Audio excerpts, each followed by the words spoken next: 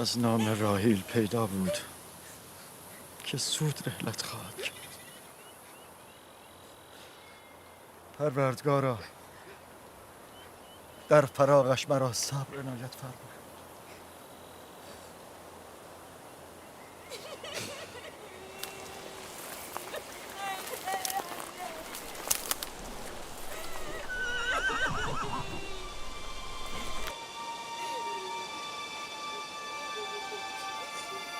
پدر جان، کنانیان آمدن. چه فایده؟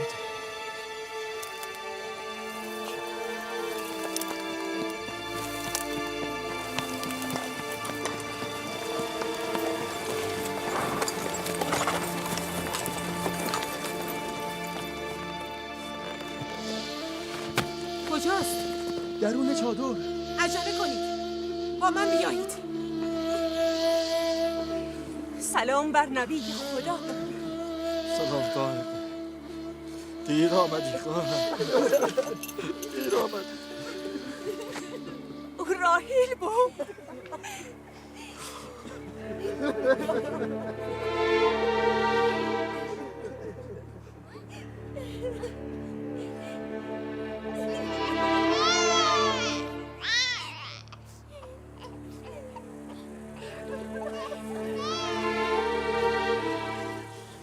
اندوه به انبیا، دو آشنای دیرینه. این گونه مسائل برای ما غریب نیست. ما در این مصیبت نیست به خدا پناه میبریم.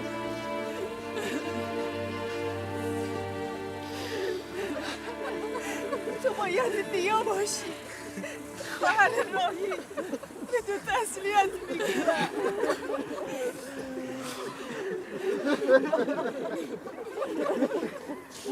میبینی فرزند، جایی که آمده ای کاروان سرایی است.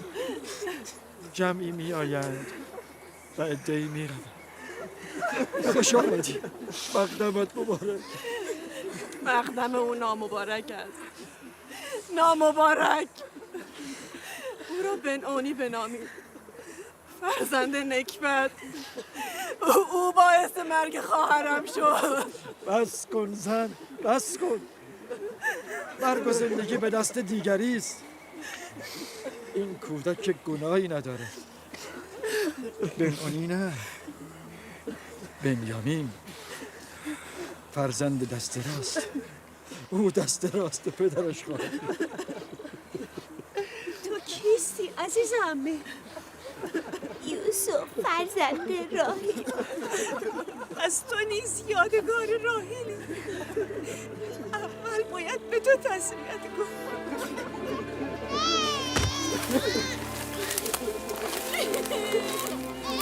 مادر مادر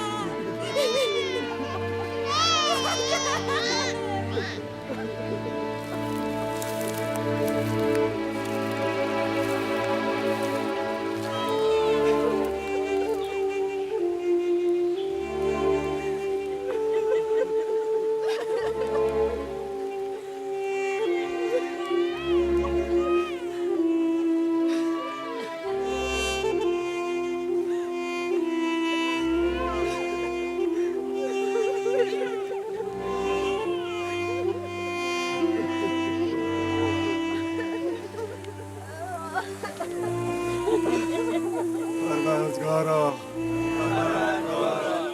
روح راحیل را قرین رحمت بفرما.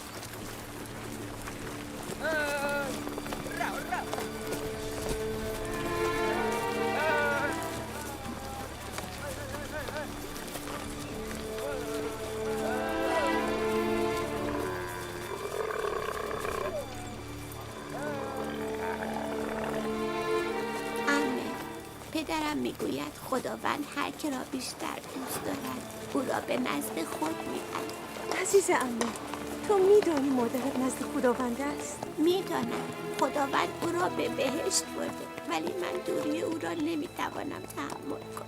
از خداوند میخواهم به ازای این مصیبت به تو و پدرت صبر و بردباری بدهد. عمه فائقه، بهشت بهتر از اینجا. آره عزیزم، بهتر است.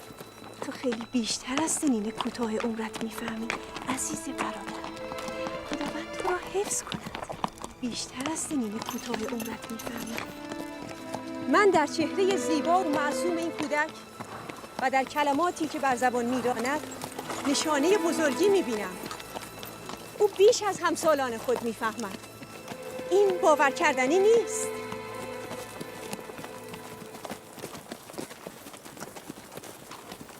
بس کن خواهر، بس کن. یوسف هم مثل دیگر برادران خود با آنها فرقی ندارد. چهره و کلام یوسف برای من دلنشین است.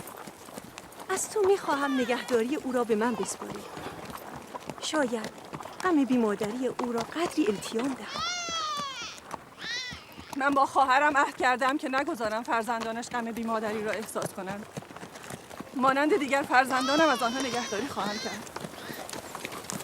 ولی تو با آن همه فرزند که داری چگونه میتوانی؟ این امکان ندارد. اجازه نخواهم داد لحظه ای از پیش چشمم دور شد.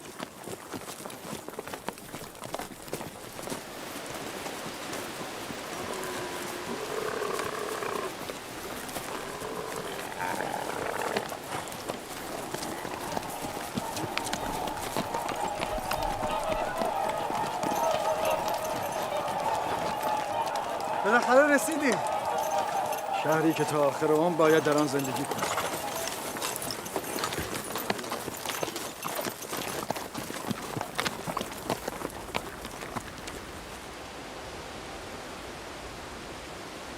آمدن کاروان یعقوب نبی آمدن.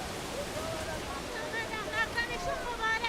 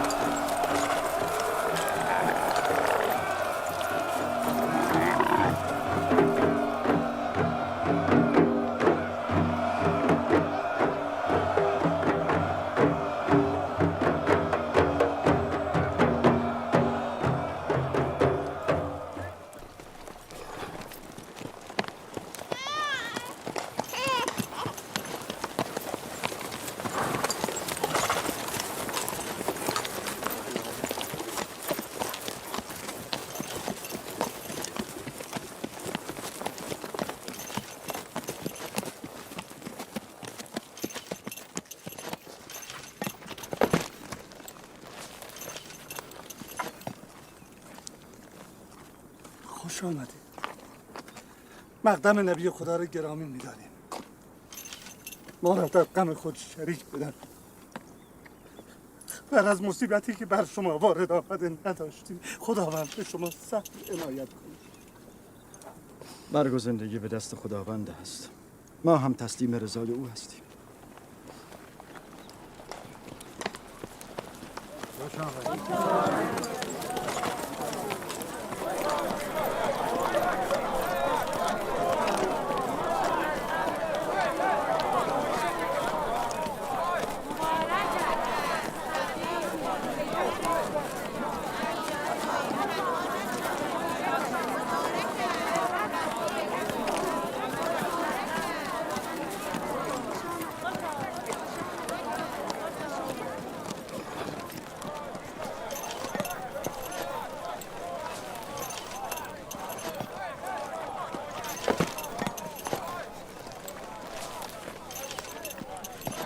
خواهر، مقبره پدرمان اسحاق نبی کجا قرار گرفته؟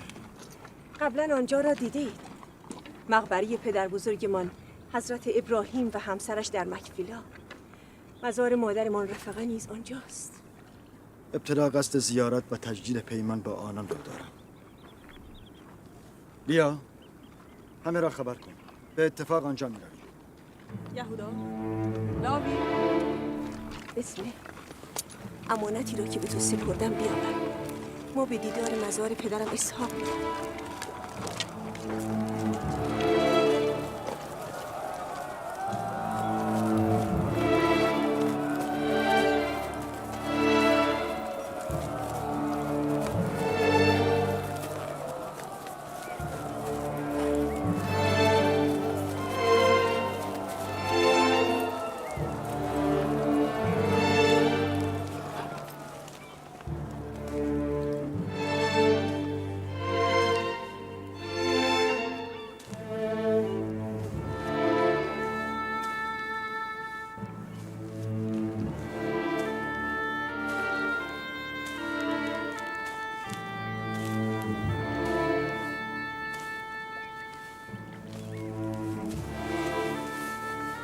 درود خداوند بر ابراهیم پیامبر.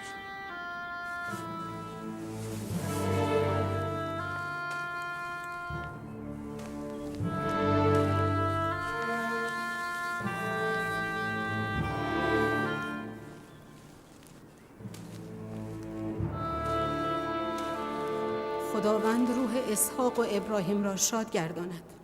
مردم کنعان هدایت و ایمان خود را مدیون ایشان هستند.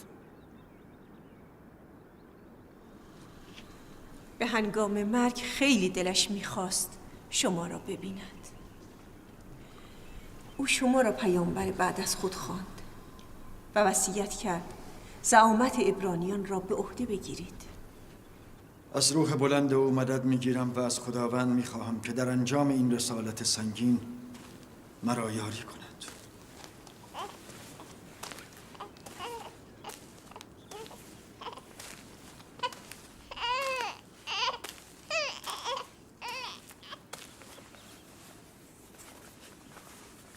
این پیراهن متعلق به پدر بزرگمان حضرت ابراهیم است که به پدرمان اسحاق به ارث رسید.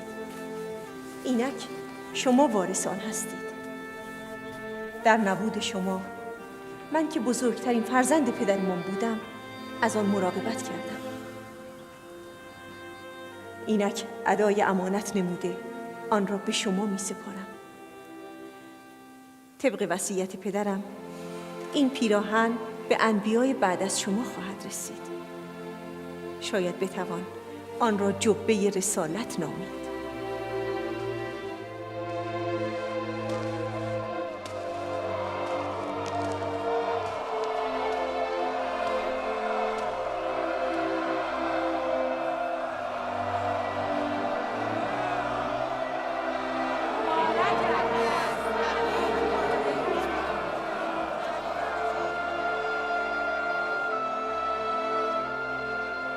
من و مردم کنعان با شما بیعت میکنیم و بعد از حضرت اسحاق شما را نبی خدا میدانیم و به رسالت شما گواهی میدهیم.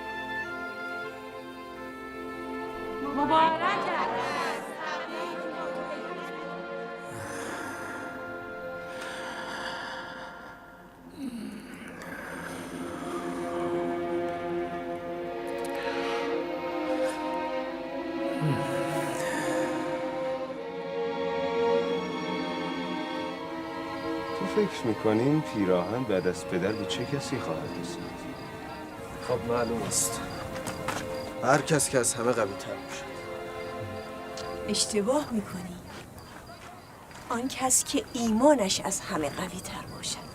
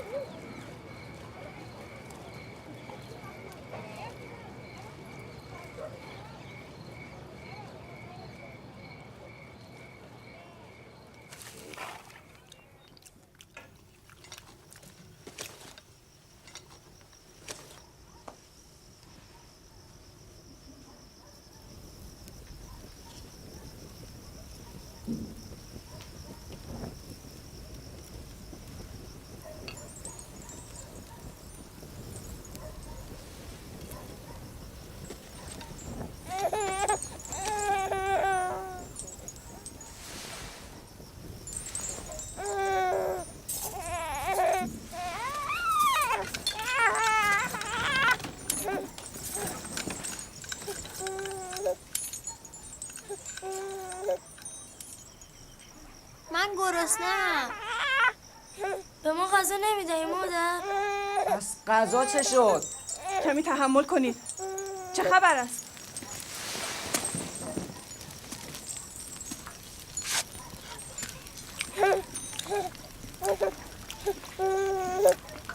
بگیر.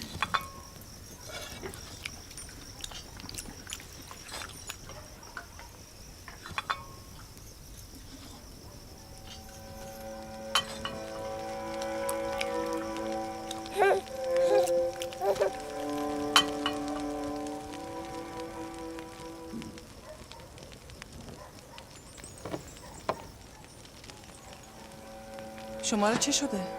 چرا نمیخورید؟ این کم است. چرا به یوسف بیشتر دادی؟ ساکت باش، غذایت را بخور. بس کن لیا، چه میکنی؟ بر خود مسلط باش. بنیامین را من نگه میدارم. تو به بچه هایت غذا بده. نگهداری از این همه فرزند مشکل است. لیا حق دارد. بر 7 پسر و دختر خودش فرزندان راحیل هم اضافه شدند. من تقاضای خود را بار دیگر تکرار میکنم. همیشه در آرزوی داشتن فرزند بودم، اما این آرزو تحقق نیافته. چیزی از عمرم باقی نمانده است. درخواست مرا اجابت کنید. یتیم راحیل را به من بسپارید. مطمئن باشید که او را همچون چشمانم نگه خواهم داشت. میبینید که لیا هم سخت به زحمت افتاده است. شما ناچارید برای یوسف و برادرش فکر چاره‌ای کنید. دوریش را چگونه تحمل کنم؟ اگر به راه دورش بردم تحمل نکنید. اگر او را هر روز به دیدار شما نیاوردم بازش ستانید. اگر از محبت دریغ کردم بر من نبخشایید. بگذارید این سالهای پایانی عمرم را با محبت به یوسف سپری کنم. یقین داشته باشید که هم روح راحیل را خوشحال خواهم کرد، هم دل شما را. اما فائقه، عهد من با خواهرم راحیل چه می شود؟ سوگند خوردم که نگذارم فرزندانش غم بیمادری را احساس کنند.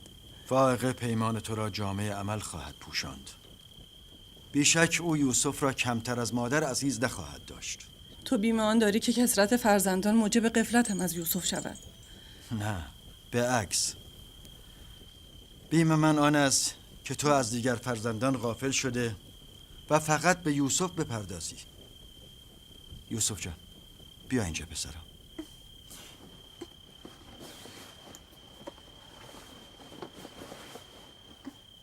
بگو ببینم پسر، آیا بودن با عمه فائقه را دوست داری؟ آری پدر، عمه فائقه مادر خوبی است. نه به خوبی مادرت عزیزم، اما سعی خواهم کرد بوی خوی او را از من استشمام کنی. سپاسگزارم برادر. با تو عهد می کنم که چون جان عزیزش بدارم و چون قلب در سینه جایش دهم. پیش از آن که پشیمان شوم او را از اینجا ببر. یعنی ما دیگر یوسف را نخواهیم دید؟ این را که گفته؟ نه عمه جان، هر روز اینجا با شما بازی خواهد کرد. پس ما میتوانیم با یوسف باز کنیم عمه؟ البته که میتوانید. غذایتان رو نخوردید. مواظب باشید.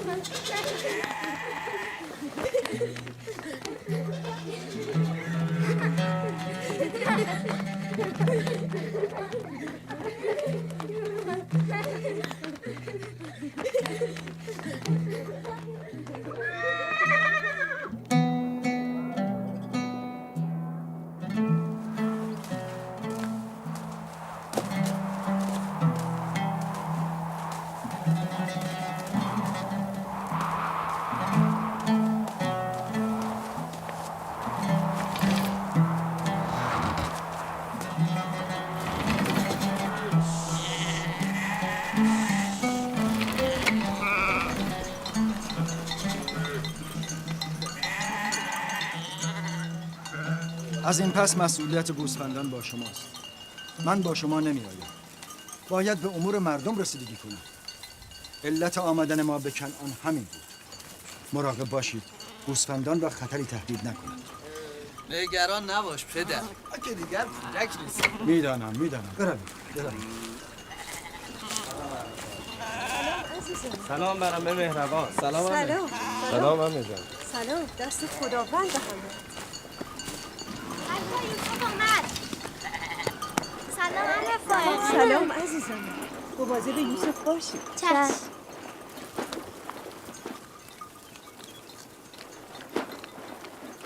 سلام بر نبی خدا.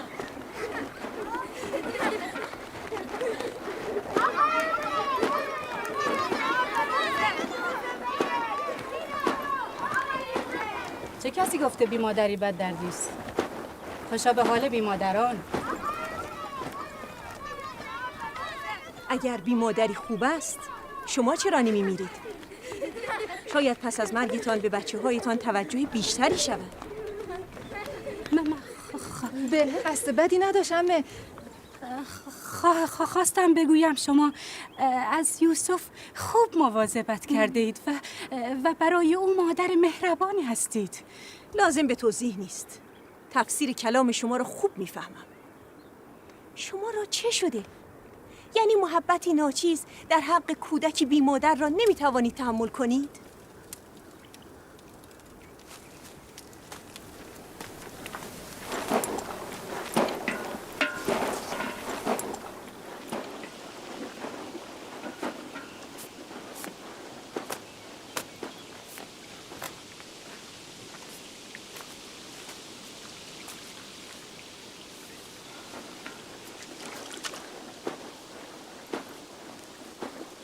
مراقب باش خواهر. محبت‌های بیش از حد شما به یوسف در انظار و آراستن و پیراستن او زمینه حسادت برادرانش را فراهم نکند. علت سپردن یوسف به شما محبت بیش از حد لیا به او بود. او ناخواسته بین یوسف و برادرانش ایجاد اختلاف می‌کرد. آنان که زمینه حسادت را در فرزندان تو ایجاد می‌کنند بلهه و زلفا هستند، نه لیا.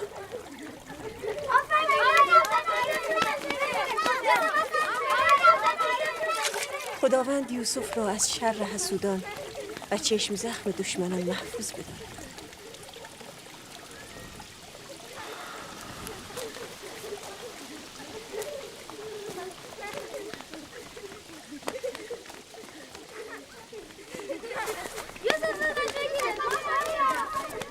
نمیدانم چرا نگران او هستم. دلیلی برای نگرانی نیست. اگر اجازه دهی او را ببرم. میدانم که یوسف گرسنه است. یوسف؟ بله. بیا عمه.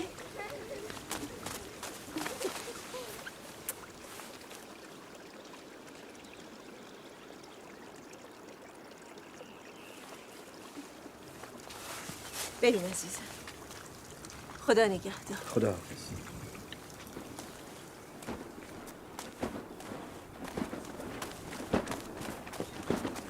مادر، لباسهای زیبای یوسف رو دیدی؟ همه فاقه برای او دوخته است. برای ما هم از این لباسا درست میکنیم. من فکر میکنم پدر دلیل دیگری داشت که ماما نیامد. مثلا چه دلیلی؟ یوسف. او دوست دارد با یوسف بماند. من اینطور فکر نمی کنم. او پیامبر است. باید در بین مردم باشد و به امور آنان رسیدگی کند. لباسهای یوسف را دیدی؟ دیدم. خیلی زیبا شده بود. خوش به حالش.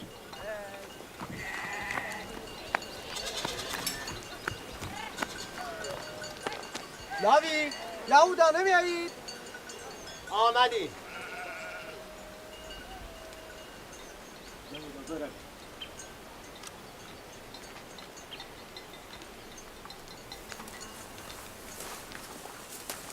سر و وضعش که خیلی مرتب شده بود. ظاهرا مرگ راهیل حداقل برای یوسف بد نشد. ظاهرت به برادر میماند، اما کلامت نه.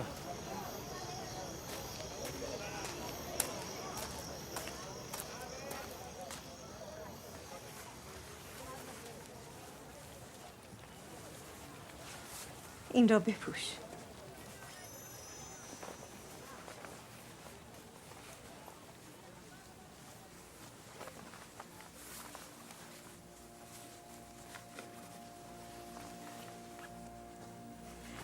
همینجا بمان.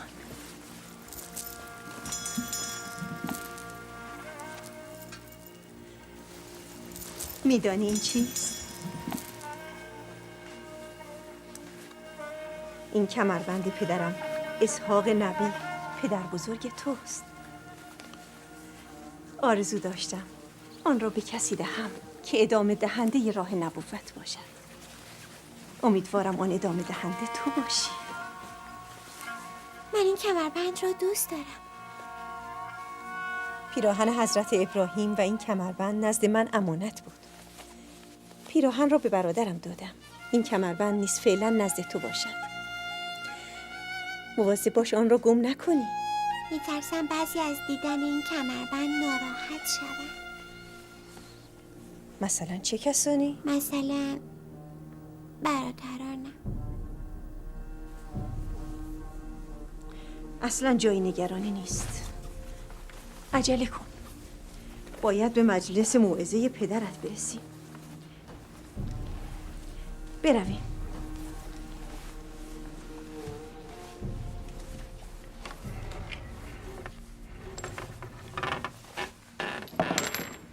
حسادت یعنی آرزوی نابودی نعمت و مکنتی که خداوند به بنده عنایت کرده.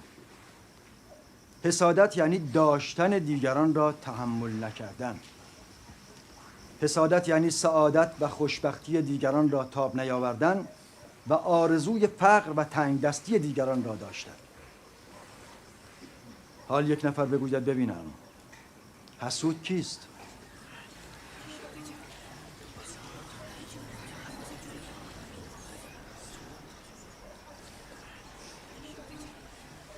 آن کمربند که یوسف بسته متعلق به اسحاق نبی است.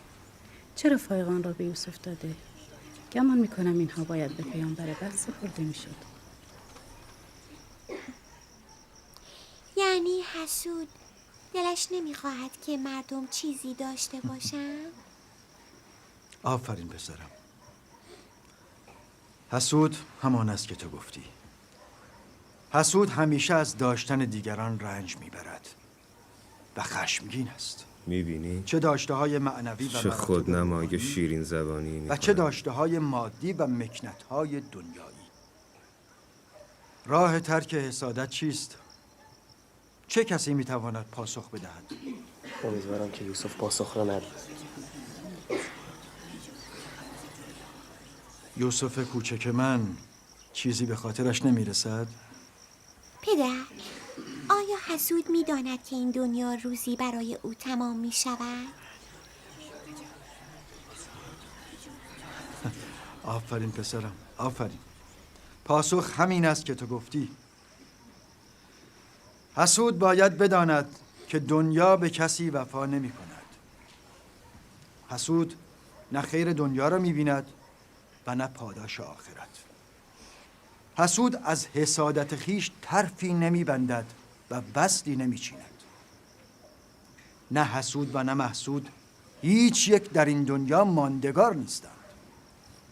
اگر حسود این را بداند دنیای خود را به خاطر تنگ نظری و حسادت به جهنم تبدیل نمی کند.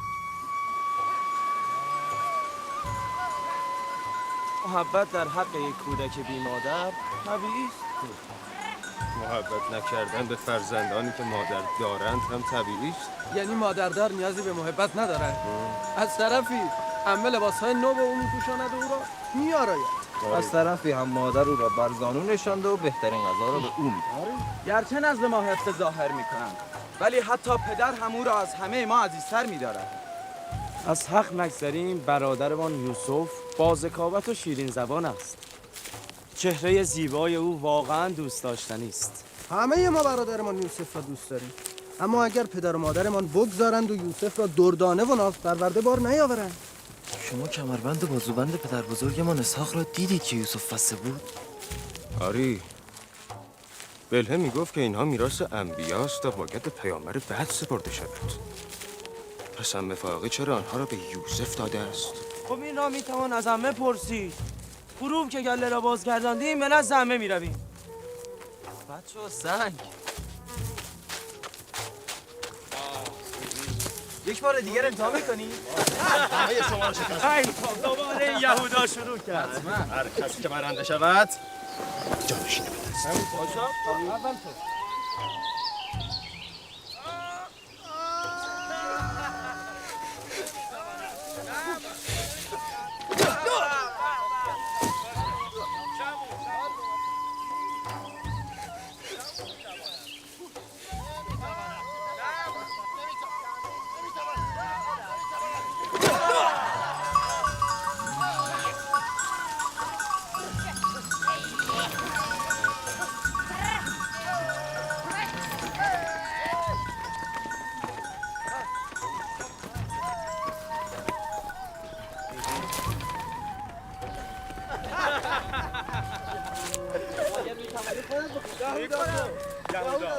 خسته نباشید. کجا؟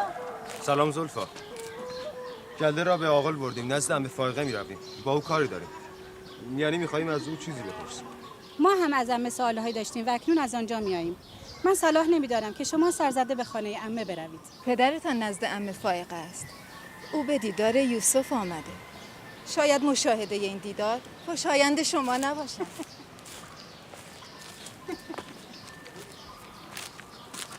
مگر اونجا چه خبر است؟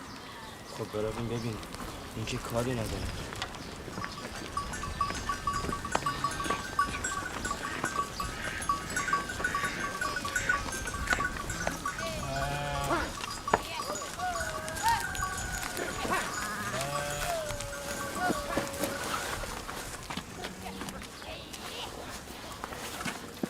دیدید پدر یوسف را بیش از ما دوست می‌دارد.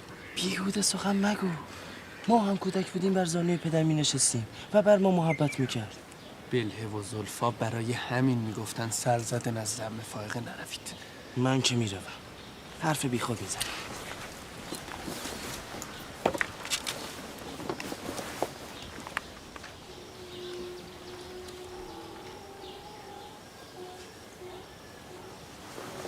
همینجا بیز پسر. سلام پدر. سلام پدر.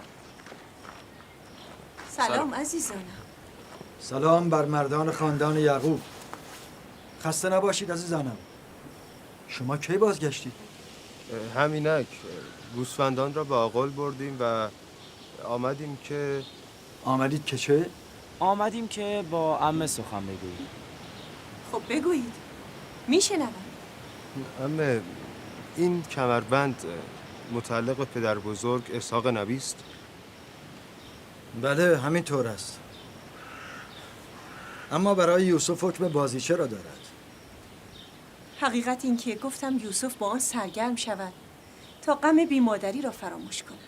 ولی بلهم میگفت این کمربند میراث پیامبر گذشته است و باید به پیامبر بعد برسد. پیامبر بعد از اسحاق نبی من هستم.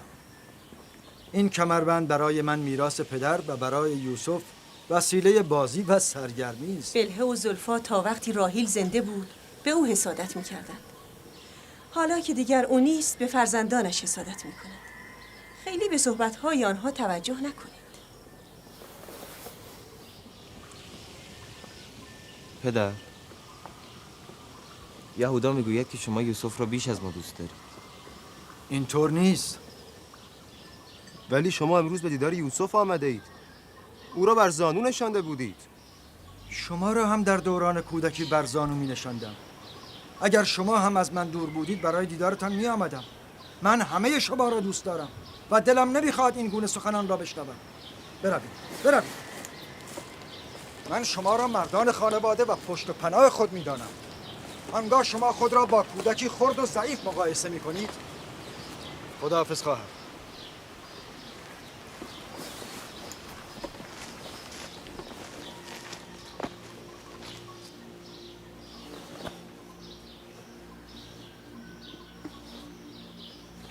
عمه فائقه به پدرم بگویید که به من محبت نکن. چرا؟ آخه برادرانم ناراحت میشه. عزیز دلم، تو محبت مادر که ندیدی، از محبت پدر هم محروم شوی؟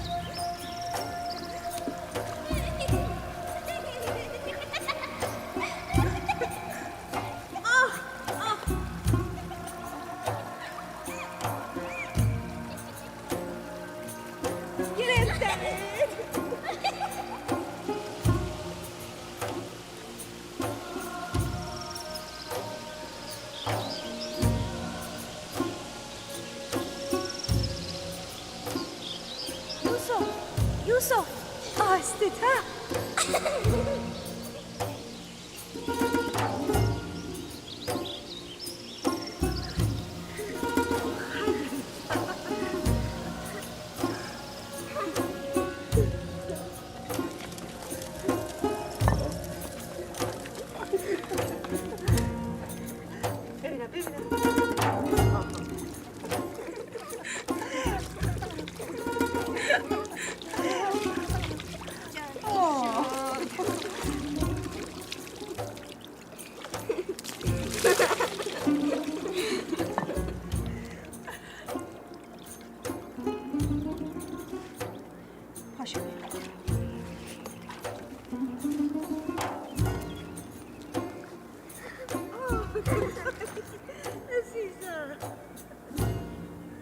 بروید پنهان شوید، بروید، عجله کنید. عجله کنید، پنهان شوید، بروید، عجله کنید. پنهان شدید؟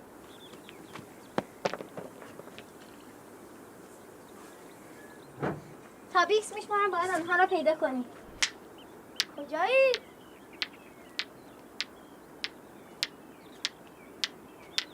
کجایید؟ پیدا کردم. بیا تو باید چشم بده.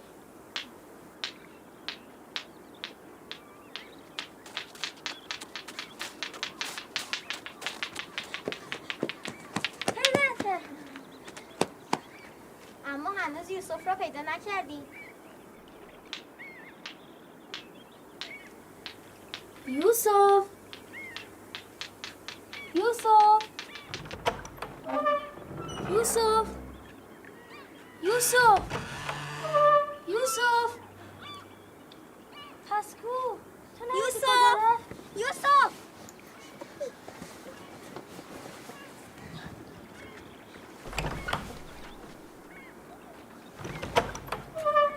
یوسف، یوسف، یوسف، بازی تمام شد. بیرون بیا. یعنی کجا رفته است؟ همه جا رو گشته ای. نزد عمه فاقه به بسمه نرفته است؟ پشت بام، من به پشت بام میروم. یوسف، یوسف، یوسف، بسمه، یوسف رو ندیدی؟ چه شده؟ چه اتفاقی افتاده؟ یوسف گم شده. اینجا که نیامده. چه شده؟ عمه فاقه، یوسف گم شده؟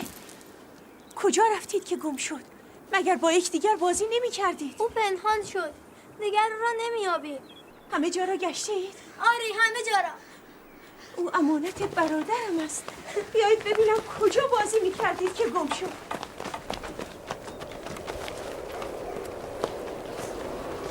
یوسف! یوسف!